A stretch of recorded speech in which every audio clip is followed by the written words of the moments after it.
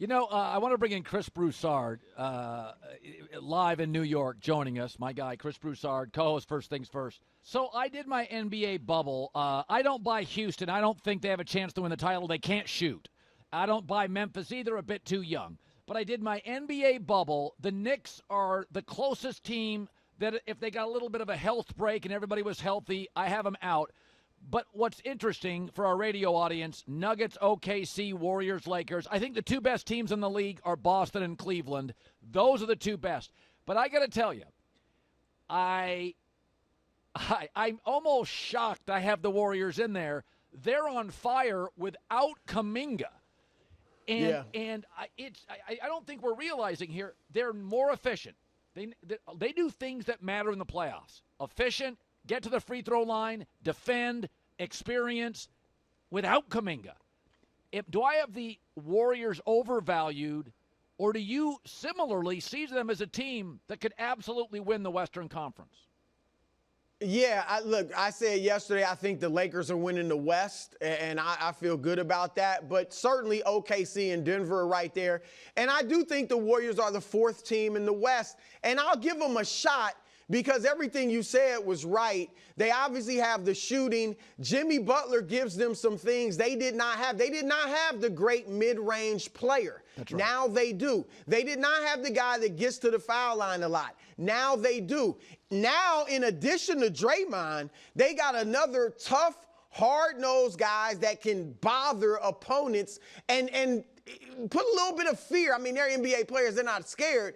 But, he's a tough guy, Jimmy Butler, like Draymond, and that gives you a good identity as well. And defensively, they already were a good team. Now they're going to be even better with Butler. And you're absolutely right. People are forgetting, even though they're 9-1 now with Butler, Kuminga will be back. Yes. And he's athletic, he's long, he can score. They don't quite have the shooting that they've had in some of the years where they won championships, but they still have good shooting. I give them a shot. Now, again, I would pick the Lakers and probably Denver over them. OKC is certainly better. My question about OKC is their youth. Colin, they would be the youngest team ever to reach or win the NBA Finals. Wow. And I think that's a factor. We just don't see young teams win championships. Last year, sure, they took some lumps when they lost to Dallas in the second round, but that's 1 year.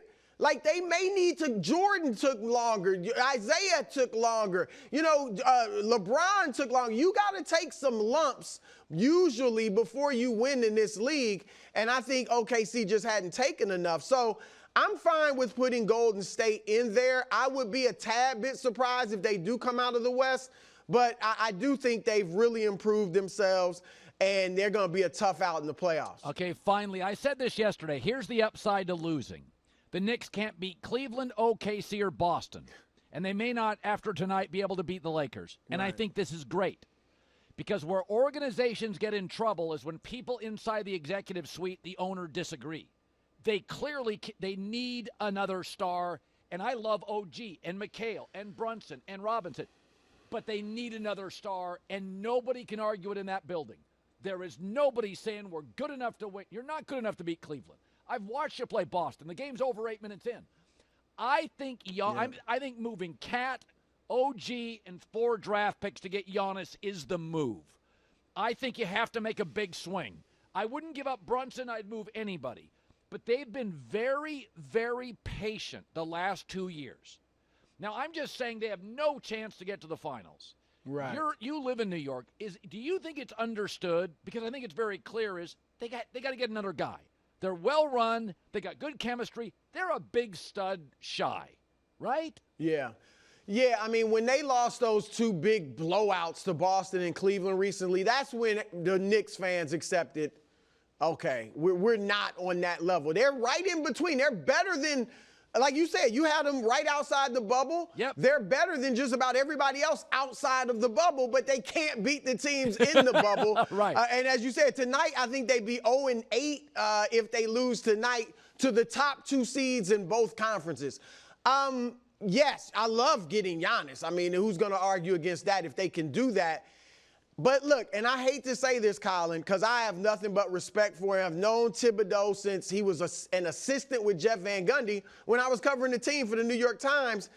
but it might be they might need a coaching change. And I know that's a risk because Thibodeau typically gets the most out of teams. But getting rid of Tibbs would not be because he can't coach. Obviously, he's a very good coach. I would look at it more as when Golden State moved on from Mark Jackson. We've just hit the ceiling with this guy, and is there someone else who can bring us to another level? We've seen it this year. Look at Kenny Atkinson in Cleveland. Nobody thought Cleveland could do this, and he's taken them to another level. You're somewhat seeing it in Detroit with J.B. Bickerstaff. He's doing a good job there as well. And so that might be something. If they can't make the big trade for a Giannis or somebody like that, then I think that might be what they need to look at. Because, Colin, to have two legitimate stars now, which they do in Brunson and Towns, and some really good role players around them, I mean, that's what teams are made up of today. Nobody really has the three stars for the most part. It's two stars and then players that fit around them. Anunoby, Bridges, Hart, these are some really good role players. Yes. So if they can't get a Giannis or somebody like that, as much as I hate to say it, they might have to look at, do we need to make a coaching change? Yeah. Chris Broussard, first things first, after our show, he doesn't have to do this for us. He's a busy guy, got a great family. We appreciate you stopping by and chopping it up on the NBA. Great second half. Thanks, man. You know I love it, man. Good talking with you.